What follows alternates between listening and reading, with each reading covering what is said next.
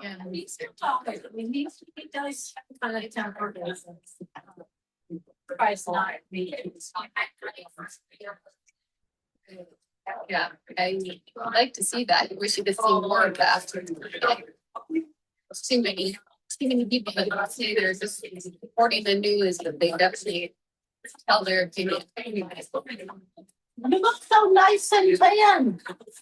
You look so nice and tan, like you have fun, man. By the region of 86 or 90 degrees. Oh my Lord. I'm just sitting here. No, it's just sitting at your head. Good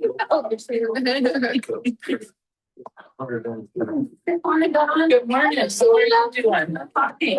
Is this the big book club section of the room? Right here, right? I could sit by there. Thank you. Yeah. They're my people. Want a hard copy of the book? I already read it. The big red one. Yeah. Yeah. But yeah, I think I'm good on that. You like it? Yeah, I do. I know. I can remember it. All right. Come on in.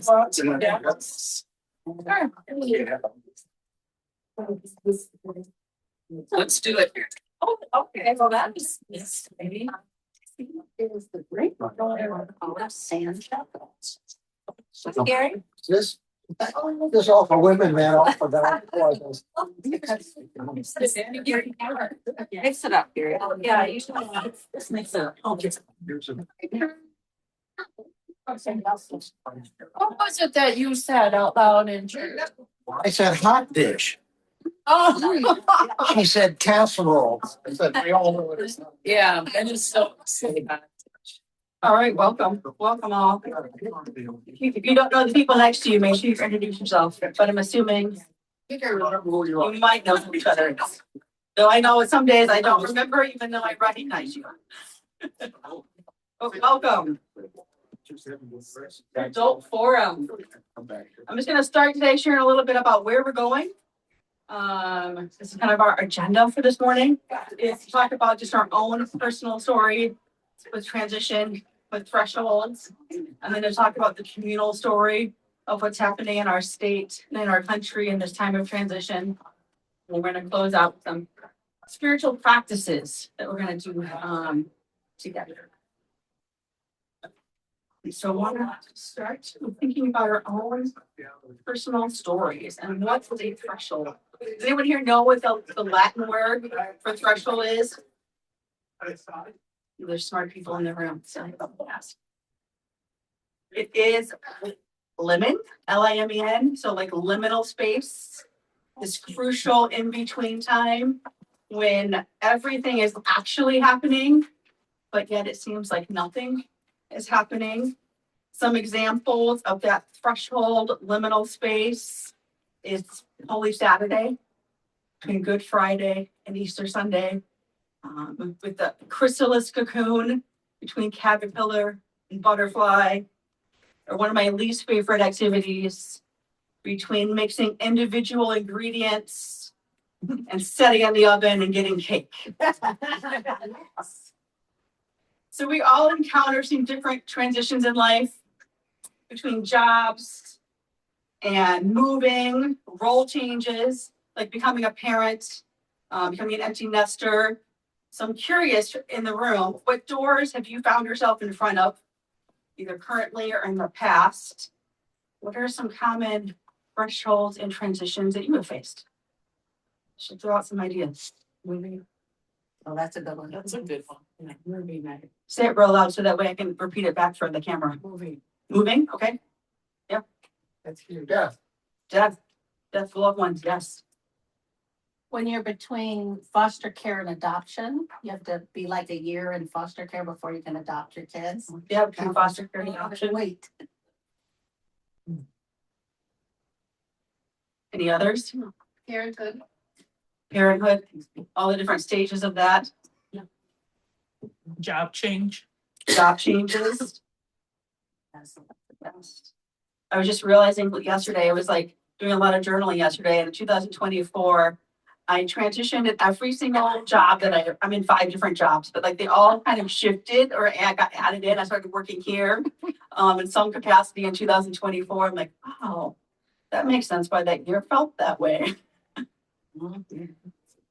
Well, Luke 1:26-38 tells a familiar Advent story of a giant threshold for Mary, which led to surrender and vulnerability. And most of our responses to thresholds and transitions are rarely surrender and vulnerability. That I typically sum up my strengths, my skills, my connections, my resources, my personality. Like, what can I do to work this transition, to navigate this transition? I make plans. And then I panic when I can't make sense of something or get overwhelmed. But when the angel speaks to Mary about this massive life transition, this threshold, she surrenders to it and risks being extremely vulnerable to others. I wonder, what if we responded similar to transition? What if we responded with that surrendering, like Mary did, only asking for that first step, not the whole roadmap? For me, not the whole strategic plan. I would prefer that. She just asked for the first step. Like, how is it possible for me to get pregnant? Which is a valid first step question. Like Moses, thousands of years earlier, says, go to a land I will show you. They take the first step and trust God for each step that comes after. What if we responded to transition and our thresholds like that? Surrendering and only asking for that first step. So in these different transitions, there's usually lots of questions that we ask. And there's some lines from a poem from Rainier Marie Rilke that has carried me through a lot of different transitions the last 15 years. Anyone want to read this one out loud? I'll do it. Be patient toward all that is unsolved in your hearts, and try to love the questions themselves. Do not now seek the answers, which cannot be given you because you would not be able to live them. And the point is to live everything. Live the questions. And so when I don't have answers, this is the quote that comes back to my brain often on repeat. How do I live the questions? Yes. And with that, I appreciate the photography of doors. And so the particular photograph that I was drawn to at a particular threshold in my life, I was captured by the light coming through the open door. And I wondered and began to ponder what might be around the corner for me, what was waiting for me and all of its brilliance for the next chapter of my life. And then I noticed this chair in the threshold between these open doors. And we began to remember how the last few years had felt like a waiting in a threshold between doors. And as I looked at the photograph, I began to wonder, what was across from the chair? Was it a wall? Was it a painting or mirror? Was it a hallway leading to somewhere else? And this idea of a hallway resonated with me. And I suddenly began to want to explore this dark, hidden hallway.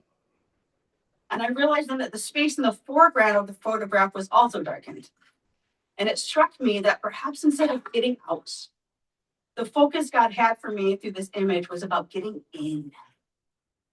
Going into the inner places of my soul, as Teresa Avila described in The Interior Castle, going into the dark, unexplored, hidden mysteries of who God is and who I am, who Jesus is. So I got excited because I like darkness and scavenger hunts. As a kid, I really wanted to be Helen Keller. I read too much about Helen Keller, so I would walk around the house, pretend I couldn't see. How can I navigate? If I'm being honest, I still do that today. So at that time in my life, I'm wrestling for years of feeling just forsaken by God. But in front of me this entire time, had been this invitation to explore God and explore myself without the use of my eyes, but to use my other senses and to get to know God and His Spirit's love for me in ways I had never before. And so I had to go into the darkness instead of out into the light. Love it. And When the Heart Beats by Sue Monk is another quote that I enjoyed at this season of my life. And it says, I hope you hear what I'm about to tell you. I hope you'll hear it all the way down to your toes. When you're waiting, you're not doing nothing. You're doing the most important something there is. You're allowing your soul to grow up. You can't be still and wait. You can't become what God created you to be. Waiting can give us the gift of authenticity. It can help us give birth to a new way of being true to ourselves. And as we wait, we discover that it's okay, really okay, not only to imagine who we truly are inside, but to say who we are, welcome who we are, and even be who we are. Oh my God. And so with that, I brought a lot of doors with me. I'm gonna have, does anybody want to help me hand these out, spread them out on some tables? And spread some out here, spread some out here, send some back there. So I'm gonna invite you to feel free to wander and look at other photos and other tables, but I want you to find a door that resonates with you. That represents a transition or a threshold for you, past, present, future. So if none of the doors on your table speak to you, go look at other people's doors on other tables. And find a door that resonates with you. I love that store. I just want to go. Oh, yeah, it's like submarine doors. Like that, yeah. And see what's on it. So it's Beautiful doors. But I was thinking this one might represent for me. Like. You Get Like that. Once you've all found your door that resonates with you, You know, like. If you're I'm gonna give you some time for just some individual reflection. feeling like it's. Kind of like I shared my story of my door. I'm gonna give you some space to do your own individual reflection, to consider how God makes things like this. That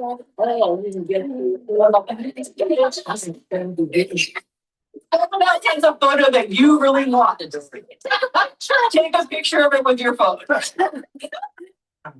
We can share that way. I like your shirt. Yes. I have no meaning. I just. So with the photo that you have, take a moment, just an individual personal reflection. And just invite God to speak to you through that photo about a past or any future Is there transition. sides? Consider what that threshold is and whether you're ready and God's ready for you to close that door, enter that door, and actively wait. And for those that are watching this later at home, so we're recording it, I'm going to show the doors on the screen and feel free to just pause the video at any point at the door of your choice while the people in the room are doing their individual reflection. So I'll give you a few minutes to do the individual reflection.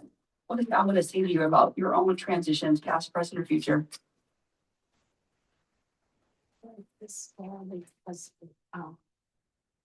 it represents for me going up. You know, the big picture. Oh, yeah, You have a lot of opportunity. yeah. It's not like hers where it's got color. Uh-huh. It's- Climbing up. Yeah. Yes, yeah, yes, yeah. yeah. They really go out there. Out of your comfort zone.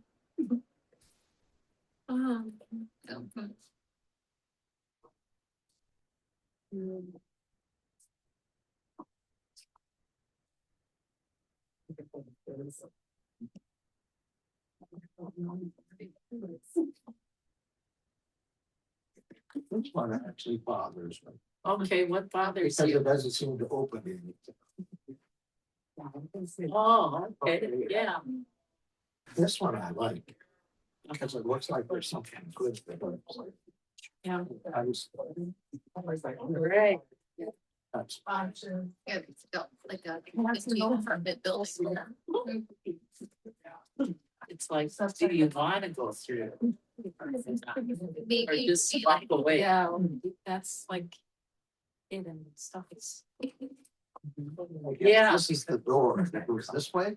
Right. Or that way. Goes, I think it goes in that way. Right. Yeah, so I think, I feel like it did like this apartment building, like Yeah. you'd be like up the stairs and there's the cars, you go in there. Yeah. What's people's thoughts on this store? At first I looked at it, it was a big. Yeah, you can walk around it. You don't have to go through it because it's got, I didn't see this at first, but you told me that there's light on the side. Walk around, you don't have to You go get to through see, it. you get like peekaboo, Yeah, And that, there's also some kind of limits. yeah, hide and seek. yeah. What is the purpose of that? It's a standalone door. Not yet. They're building around that door at one time, they had no building class, but they decided to get rid of it. Maybe it could be like, you imagine that something that's really difficult, hard, and you're not gonna get through it, like maybe grief of a loved one or something. Sure. It seems like it's so hard, you're never gonna get through it.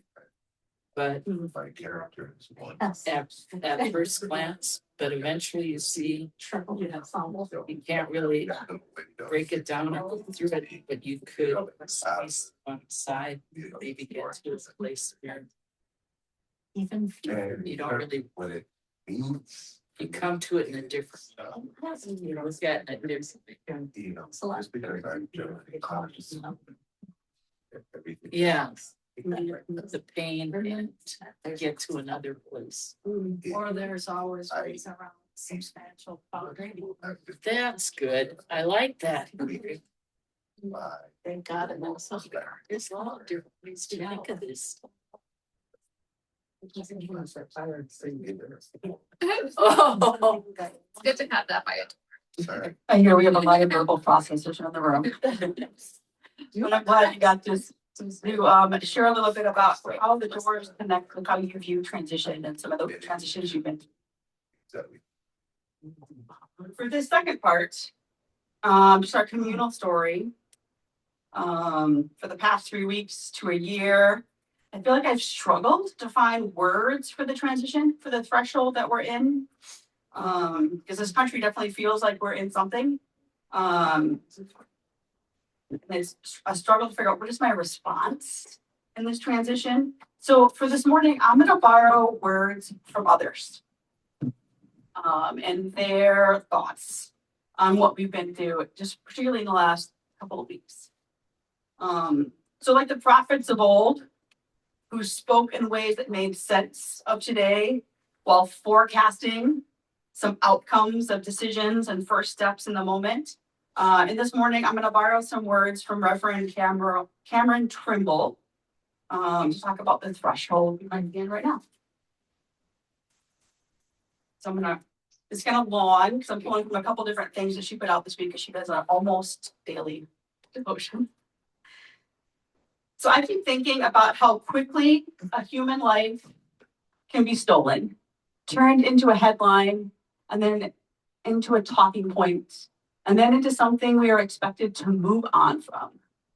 The pace of harm is accelerating, and the pace of processing is not.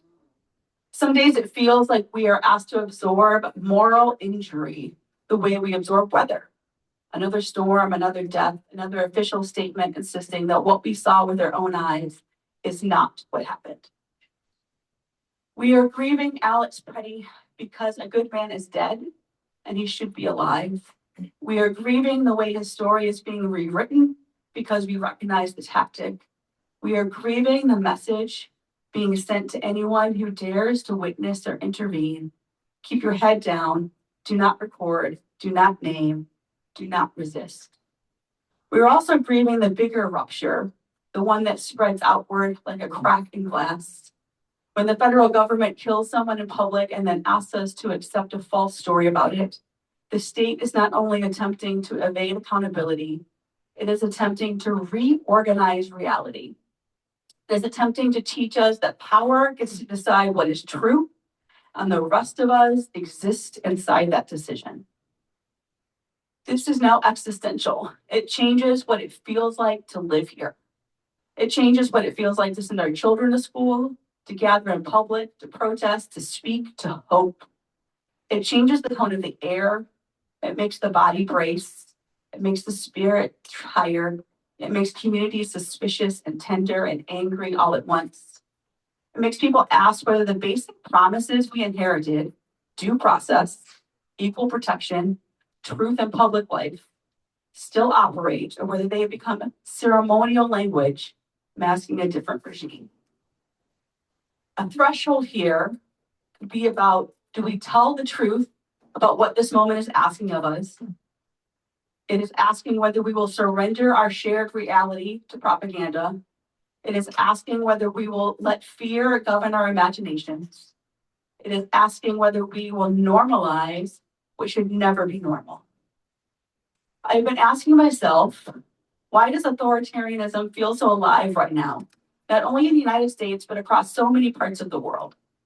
Why does it no longer sound shocking to hear people speak passionately about strong men and mass deportation, suspended rights, militarized borders, and the disciplining of dissent? Part of what makes authoritarianism feel new is that many of us were raised inside a story that told us history was bending steadily toward justice. We were taught that the horrors of the 20th century had inoculated us against their return. We trusted that institutions would hold. We assumed that cruelty belonged to a past we had outgrown. But there is another story running underneath that one. For this country was built on historic asymmetry. Some bodies made disposable so that others could feel secure. Some lands made extractable so that others could grow rich. Some lives marked as expendable so that others could imagine themselves protected. And that pattern never disappeared. It simply learned how to speak the language of normalcy. For African American communities, Indigenous nations, and generations of immigrants, state violence is not an anomaly. It is an everyday threat. It is a memory carried in the body. It is a grief passed down like an heirloom. It is the knowledge that law has not always meant protection and that power has not always meant justice. When people say this feels new, what they often mean is this has now reached people who were previously insulated from it. The killings unfolding in Minneapolis are not a rupture from our past. They are an extension of it. They draw a straight line back through the terrors of slave patrols, the violence of Jim Crow, the criminalization of Blackness, the militarization of policing, the raids and disappearances of Indigenous and immigrant communities, the quiet normalization of cages, the routine erasure of human dignity in the name of law and order. When people in marginalized communities say this is not new, they are not minimizing today's grief. They are naming its lineage. Authoritarianism does not erupt out of nowhere. It grows from soil long fertilized by historical disposability. It feels plausible to those who benefited from that asymmetry and now fear its unraveling. It also feels plausible to those terrorized by it who are offered the false promise of inclusion in the protected class. The violence is not new. What is new is its formalization into open policy and public ritual. Second, our culture is exhausted, metabolically exhausted. We live inside an order that consumes connection and produces fear. It devours trust, moral imagination, and courage, and replaces them with distraction, competition, and low-grade dread. It trains people to survive rather than to belong. It teaches them to treat their lives as projects instead of as gifts. When people are deprived of the freedom to participate meaningfully in shaping their futures, something inside them withers. Vitality does not disappear, it curdles. It turns into resentment and the longing for someone who promises control. That's why authoritarianism so often feels like relief to a frightened, depleted population. Third, we are losing our capacity to hold complexity. We are being trained to collapse ambiguity into certainty, difference into tension into a single strong story. Clarity requires patience and humility. It asks us to live without simple villains and simple heroes. It demands that we hold multiple truths without erasing someone in the process. Authoritarianism offers an escape from that work. These three realities, historical asymmetry, metabolic exhaustion, and epistemic closure are not separate problems. They are braided together into a single suffocating cord. The asymmetry tells us whose lives are expendable. The exhaustion supplies the fear that makes cruelty feel necessary. The closure provides the story that justifies it all. This is why authoritarianism feels both like a rupture and like a harvest. It grows from patterns that we never fully confronted. It feeds on wounds we never healed. It stabilizes violence we never named. This is a threshold the community is experiencing. The question before us is not only how authoritarianism is taking hold, the question is what kind of people will we become inside this moment? Will we allow exhaustion to hollow us out? Will we allow fear to train us into compliance? Will we allow simple stories to erase complex lives? Or will we tend the harder, slower work of keeping our humanity intact? Authoritarianism depends on our exhaustion, our isolation, and our surrender to simplicity. Our resistance will not look like a single dramatic uprising. It will look like 1,000 small refusals to let fear decide who we become. We are not living at the end of history. We are living at the end of a story that never told the whole truth. Something else is trying to be born, and whether it lives or dies will depend in part on whether we are willing to metabolize our grief, hold our complexity, and choose relational courage over the seductive ease of closure. We have been here before, and we are not alone in it now. So kind of like prophets' words in the Old Testament, some of it's hard to hear, but I like that it speaks some things about this transition. They give us some language, some words to talk about for where we're at. And so I want to give you a chance to kind of at your table, choose a question that resonates with your table and answer it together. So you have 4 different options up there. I'll read through each one, but then just choose the one that resonates with you. What inherited stories about authority, safety, or belonging might this moment be asking you to unlearn? What fears are most tempting you towards simple stories, strong answers, or emotional closure? What do those stories protect you from having to feel or confront? What small relational acts of courage feel available to you in this moment? Not as heroism, but as disciplined faithfulness. And how does witnessing self-organizing care and collective courage expand your imagination of what community and spirituality can look like in times of crisis? So I'll let you pick one of those and talk about it at your table. Or for you at home, fuck that up by yourself or anybody nearby.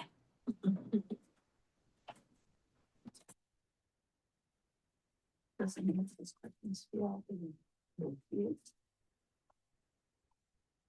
hard questions. I like questions. Are you guys good at talking about? What's involved? What inheritance stories about safety or belonging might this moment be asking you to unlearn? Yeah. What fears are most Yeah. I think that, you guys like that? What do those stories I protect you think from during having this to time, feel? and that was in the beginning of this was nasty. Well, I'm scared I'm not able to throw it. What can I do? And that came up in the morning. One tab I will say. Friendly, comparable, and everything. I've been trying to think about that. You know, the, And and when. one idea I've thought of this this week, my plan was And sexuality, we don't want our children. and that's We a don't couple of our stories about officer friendly because. one of the limits Waco was really. So that's less an example. They of a had a story door of locked safety. or never, but if you go there and knock on it, it's kind of. Now my friends. Ice. So safe. His birthday, it was just the 5 of us. Says there's shapes. They were it might be unsafe to. We were aware of that and started finding out. They also. When we got there, it was because they were working and owning them, so we would get up and open the door to let in their guests. So, you know, I would see. We'll see that. Started out feeling, well, you know, at least we're here doing our part and all this, but by the, we got there at 5 o'clock, we're done at 7. We promised everything. There's no classroom there. Drinking our margaritas and our hotels and stuff. The whole place was filled. And it was joyous because people were coming there to support this.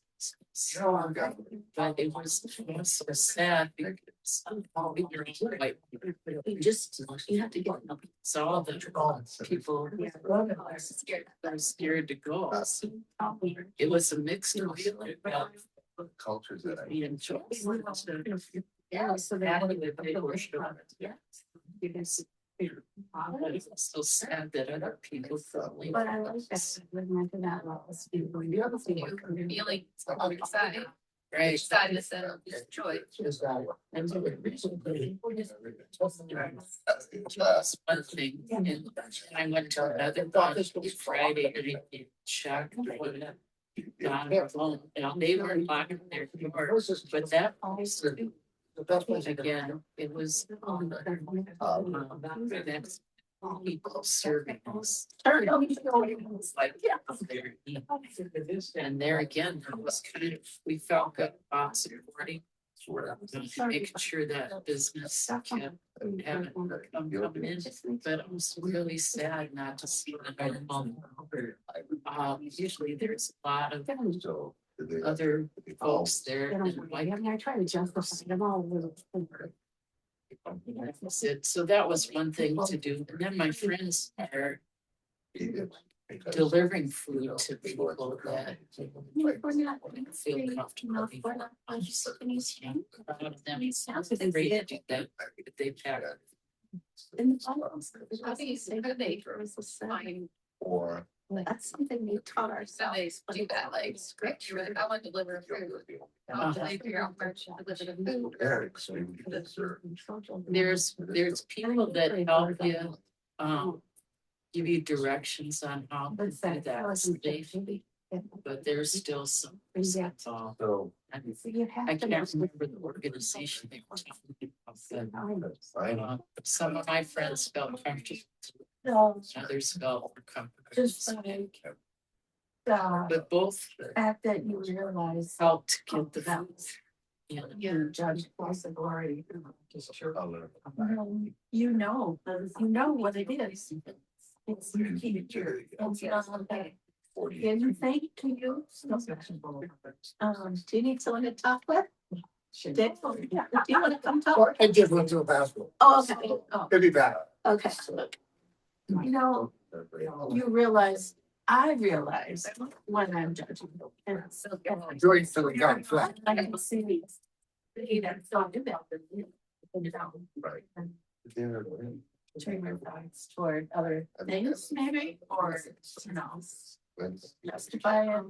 just by acknowledging your behavior. Oh, yeah. So we're expressing curiosity. I'll ask Bill. That. If I deliver food, it have to be on a weekend, like on a Saturday. Not Very- I don't This home does. I bet she was. How do you balance those? Yeah. Yes. Yeah.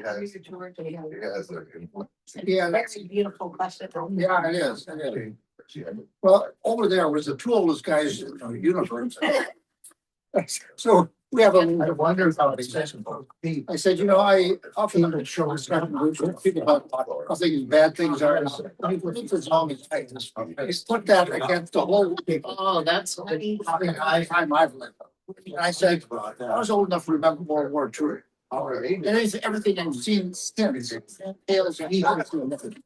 Support. So. Anyway. The voice of what I was. Yeah, there was another option. This is. I said in the course of that discussion, I've got two big piles of rocks, okay? I go throw one of them, let them up, and I throw the other one, I said, I'd bite it. So, I'm an equal opportunity of. Meat is a huge organization. Well, too many rocks thrown. Yeah. We got 2 more minutes, so we're gonna keep going.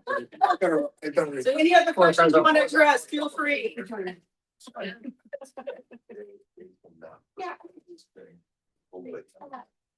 I don't think that God's asking us when he says don't. I don't think that God's saying, don't use your brain to make a woman. Safe, trustworthy. Because there is the whole thing where Jesus says, did you feed me? Me a berry? Did you give me clothes? Give me a house, visit me. I was like, oh, how you did to me. What you did on. So actually, we're not asking. We're just. Always. I think we have to remember. Oh, What that- people say like they're.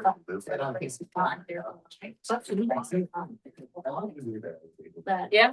all of us are straight off So it's a different picture. of our family origin, of our communities, of our. Yeah, I'm surprised that they were brave enough to work You there, know what they're. and they were probably doing their best to sustain their livelihood, their families, It was super great Overwhelmed. to be there and work.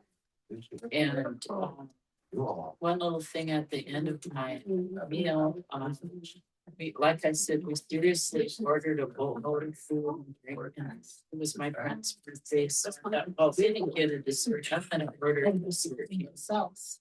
So we had already paid our bill, but I went to their server and I asked her to bring us, some dessert, and there's some ice cream.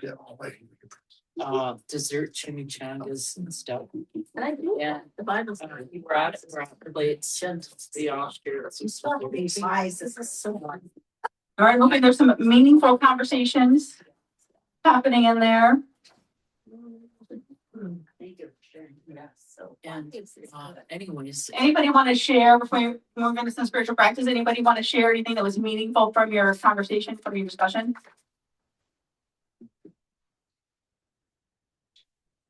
I will.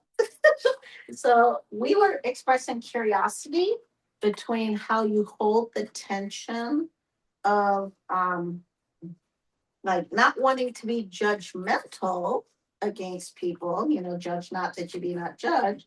While at the same time needing to exercise wisdom, wise as a serpent, gentle as a dove. We still have to have wisdom about what's safe and what's right and what's good and constitutional, and like how do you balance that?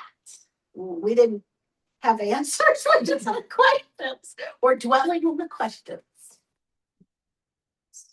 We're in a different culture right now, so I think we're all trying to learn from it and navigate our way from who's around you and what you're seeing and reading.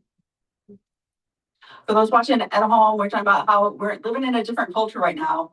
And how do we balance not being a judgmental person with we need to have some wise discernment as we navigate day to day and the people that we interact with. That's a good one. Wise discernment.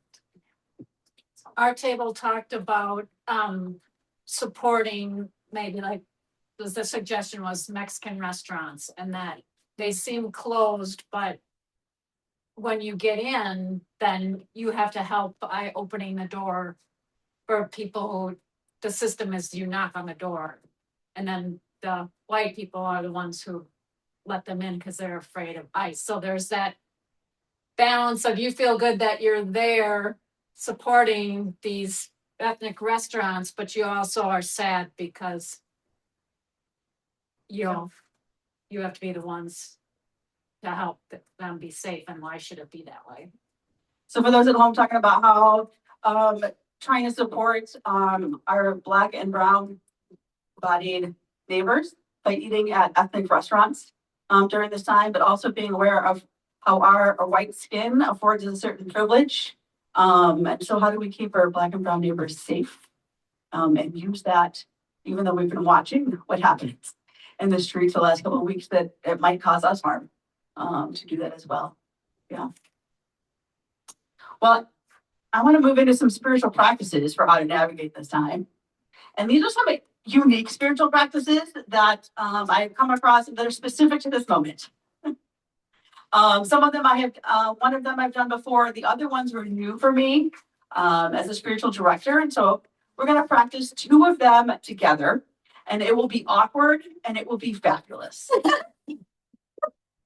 Yeah. Can't wait. So these are the 6, and I print them out so you can take them home with you.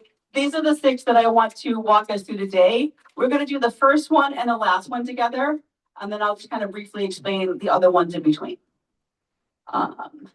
So for this first one, shake it off.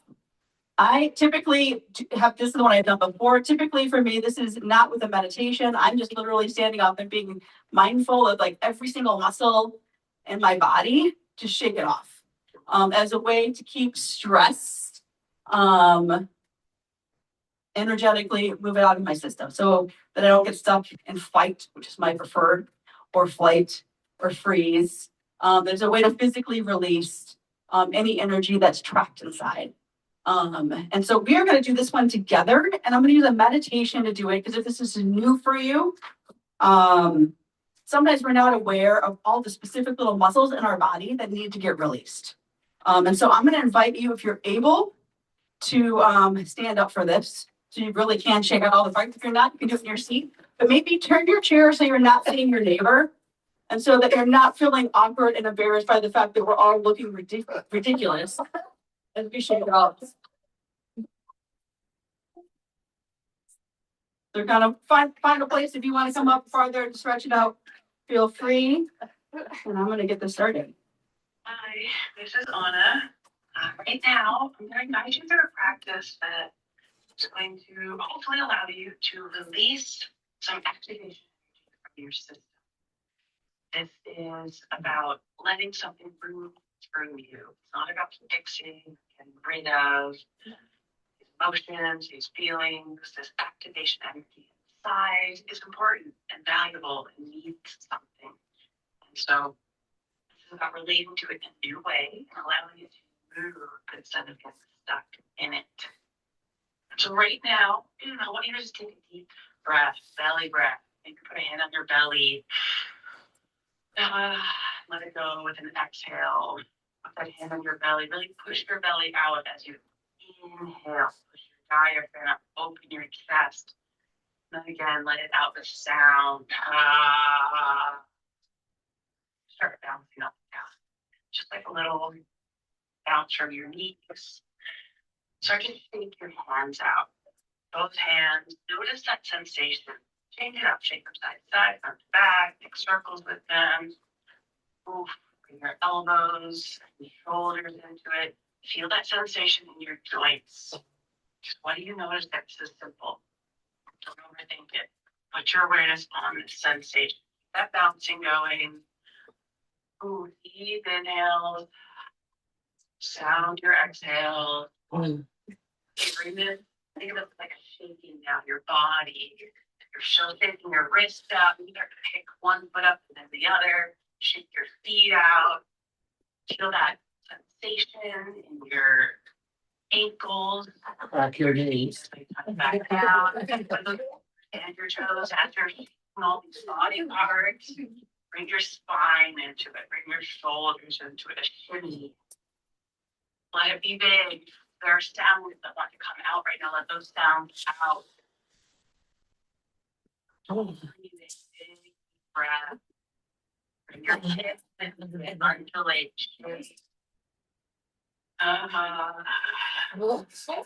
Big sounded exhale.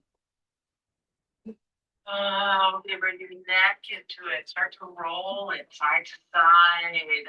Drop it back. Open your throat. Open your chest as you do this.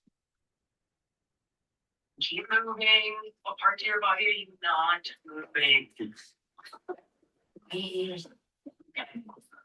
Start to bring a little more slowness into this. And now bring your awareness to your face. Please Okay, on your next inhale, you're gonna start to scrunch up your face. Scrunch up your eyes, scrunch your nose, your lips, your cheeks, your forehead. Scrunch as hard as you can. Scrunch, scrunch, scrunch, scrunch. And on your exhale, let it go. Roll your neck, your shoulders. Be in that sensation in your body. Breathe, big breath. Now we're gonna do the opposite. On the next inhale, you're gonna open your face. You're gonna open your eyes, lift your eyebrows, open your mouth as wide as possible, and stick your tongue out. Everything as much as you can, and let it go. Breathe. Keep your body moving some way if that's what it wants right now.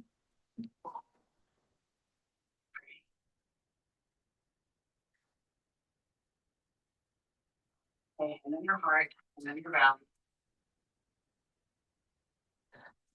Breathe. Feel that sensation in each palm as it's touching your abdomen, as it's moved with each breath. Bring your awareness to the soles of your feet, under your toes. You circle your weight around. Take maybe from your hips, make these circles, and keep your awareness from the sensation in the soles of your feet. Notice your breath, the sensations there. Notice your hips, they're circling. Notice this changing pressure on the soles of your feet from this movement. Let's switch direction. Breathe. Roll your neck out again. Your head.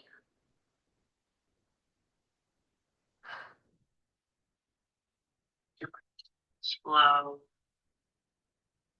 Feel the sensations, abdomen, your diaphragm, your chest. Breath in. Your breath comes out. Whatever you're feeling, let it know. I see you. I feel you. You're valid.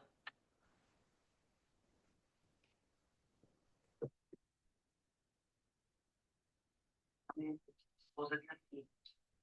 Remember the ground. What do I mean by this? What matters to you? What values do you hold? So whatever is happening in your environment is touching something there. And so can you connect to that place as a point of strength, as a way to ground who you are, what you believe, what you stand for. Inhale, look into your heart.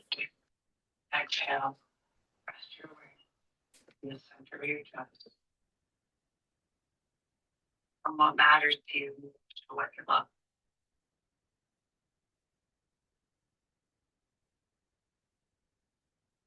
Just notice what you feel here. When you're ready, take some more breaths. Continue on with your day.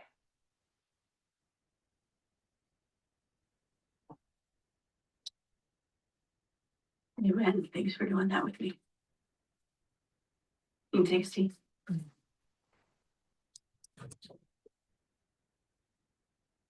Hope they're able to release some tension. I know my body feels a little bit more energized right now. More able to function in life in ways that are meaningful instead of being reactive. If this was something that you're like, I would ever want to do that again, like I said, I do this in small doses without the meditation, especially when I'm with my nephew, like me and the 3-year-old, gotta just shake it out sometimes, to get back in our own bodies and let the energy out from all of our big feelings. But you have a QR code on your paper. You can scan that and it'll take you to that same thing you just listened to. All right, this next one, spiritual practice. If you haven't done it before, it's praying the Psalms. Richard Foster says about this that the ancient singers really knew how to complain. Yes. And even their words of anger and frustration can guide our lips into the prayer we dare not pray alone. They express reverence and disappointment, dogged hope and mounting despair, confidence in the character of God, and exasperation at the inaction of God. And so the Lament Psalms teach us to pray our inner conflicts and contradictions honestly. And so I've listed some of those laments out. If you want to use those as prayer, sometimes when I don't have words, that is what I will lean into. Can I share that? Yeah. I was at, continuing at a monastery with nuns, and they prayed the Psalms all day, every day. And one of them was, with the Psalm said, I hope that you slap their teeth, what was it? Slap the teeth out of their mouth. They were praying to God, I hope you slap the teeth out of their mouth. And I started laughing really loud. I was like, that's it. The Psalms say all the things you think you cannot say on Yes. Yeah. You know, we're reading one of them and it's like, please smite my enemies. Yeah. Are you praying for that? I'm praying for that right now. I'll then work on loving my enemies, but please smite them first. Right. This third one is called just the idea of feeding upon the cloud of unknowing when we don't know what's happening, what's going on. Richard Foster describes this as we may not see the end from the beginning, but we keep on doing what we know to do. Yes. So sometimes with our faith and with what's happening in the world, we kind of get stuck in like, what do we do? But instead of putting your spiritual life into pause, it's saying, or park, it's saying, just put it in neutral. Don't go in reverse. Just put it into neutral. That we may not understand what God is doing or where God is at, but to trust that God is out to do us good. Yes. And so this is a prayer, especially this part that's in bold, that I had up on my mirror that I would look at every day when I was in a situation, a transition of my own life where I'm like, God, where are you? And so I really leaned in on these phrases of, I am tired of praying. I am tired of asking. I am tired of waiting, but I will keep on praying and keep on asking and keep on waiting because I have nowhere else to go. Yeah. And so I offer that to you as another prayer to pray. This one is connected to what I read earlier from Reverend Cameron Trimble. She also offers spiritual practices along with the words that she did. And so this one is a unique one, thinking about our times right now, of refusing closure. So thinking about a complex situation that we've experienced in the last few weeks, and just being present to that. And just kind of gives you the language for how to move through that, taking like 10 minutes to work through that as a practice. She also offered this one of practicing communal presence. So visualizing the faces of different people and being present to that, and thinking through how you can be a sanctuary to them and stay connected and aligned with them when it's hard to do. So again, in your handout, you can take that with you as a practice to try this week. And then this last one is the last one I want to do together that someone I met at a church I interned at a long time ago, and she does a lot of body practices, and she just put this one out in the last couple of weeks with all that's happening. Body practice of protection and blessing to ourselves and others. And talks about, again, like that first one we did was shaking it out, that we can't control when our nervous system gets hijacked. We automatically go into fight or flight or freeze or fawn. But as we become conscious of it, we can re-ground ourselves to signal our own safety. And so in the spirit of caring for our bodies, she offered up this particular practice. And I found even just putting myself into this body posture the last couple of weeks does something to me, even if I'm not listening to the full meditation. And so the pictures that she put with this body practice are on the sheet, but it is the idea of having one hand out and one hand that blesses, that's connected to multiple different faith transitions. And so this is another guided meditation that I'm going to have us do to close. And so I'm going to play it for you and just get comfortable in your chair. And she will walk you through when to put your hands into those different postures.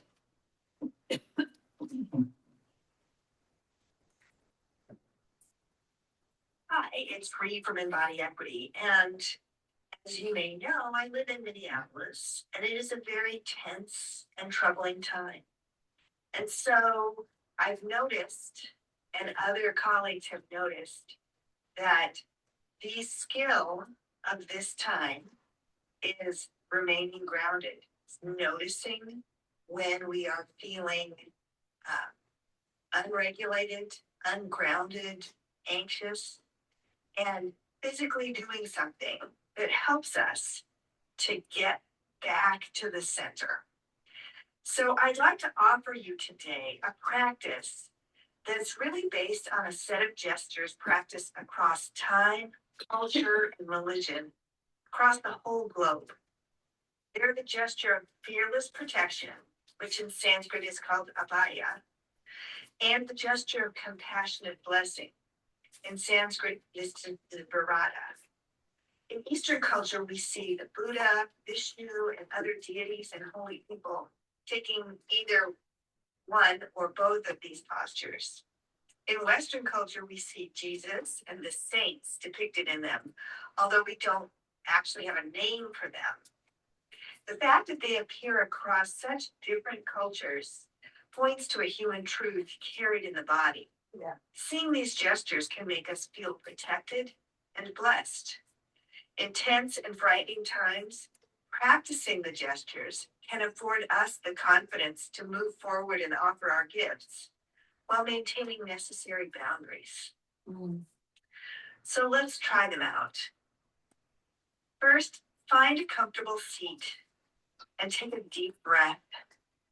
See if you can have your feet on the floor and your back supported, or at least be able to sit up in a nice, strong, straight back. Feel your connection to the earth, the density and firmness of your support there. Breathe as if you are drawing the earth up through your legs as you inhale. Feel your legs rising out of the earth to support your open will. Breathe here in your connection to the earth.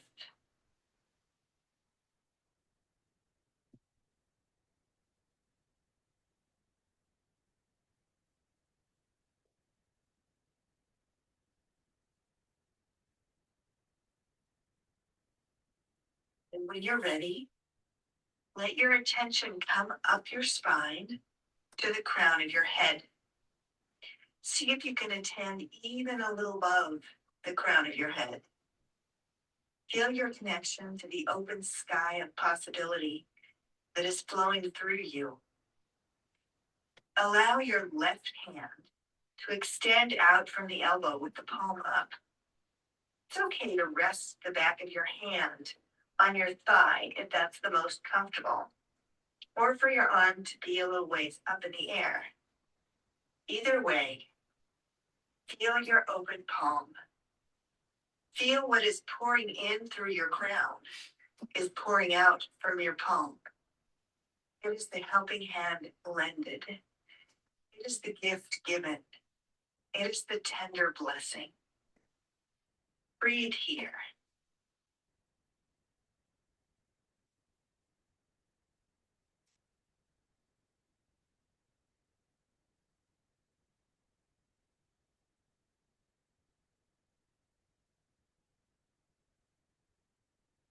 Now notice your connection to your heart, supported as it is between the earth and sky. Feel your heart of compassion and feel the left shoulder connected to your heart, right at heart level.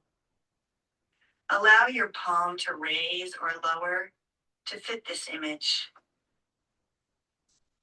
And then bring your right palm to the front of your heart. Seat your right shoulder blade into your strong back. Just tuck it in and allow it to feel protective of your soft, giving heart. Your shoulder blades protecting in the back, your palm in the front. And now, slowly lower your elbow and bring your right hand up to shoulder height with the palm facing out. Allow your palm to find its comfortable distance from your shoulder. You may want to experiment with your palm farther out or closer in, whatever feels natural to you today. It is the fearless protector, the keeper of boundaries, the strong and alert back body. And now, breathe into the fullness of the posture, resting in your giving and your protection. What is supporting you, what is flowing through you and out of you.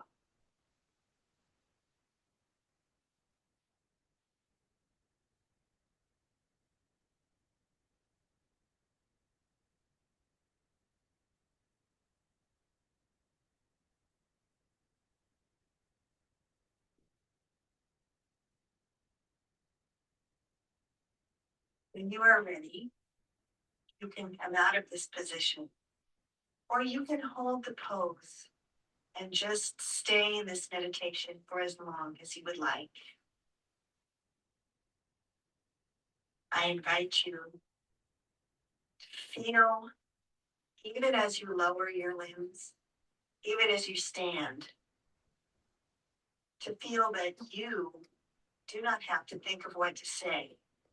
You don't have to plan what you're going to give in any situation.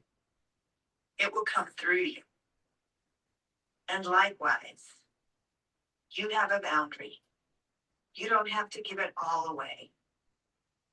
You can take care of yourself. And the level of care, the closeness or distance of your boundary may shift from time to time, person to person, or situation to situation. And I bless you for joining me today. And I hope this has helped you to feel grounded, centered, safe for the moment, protected, blessed, and with blessings to give.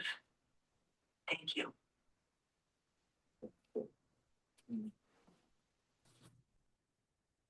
Amen. So like the other one, if that's something that resonated with you, you want to do it again? You have the QR code that you can scan, listen to the exact same meditation. But I trust between the 6 that were offered, one of them resonates with you and is something that you can take with you and do in the time of transition that we find ourselves in. So thank you. Go in peace. Thanks be to God.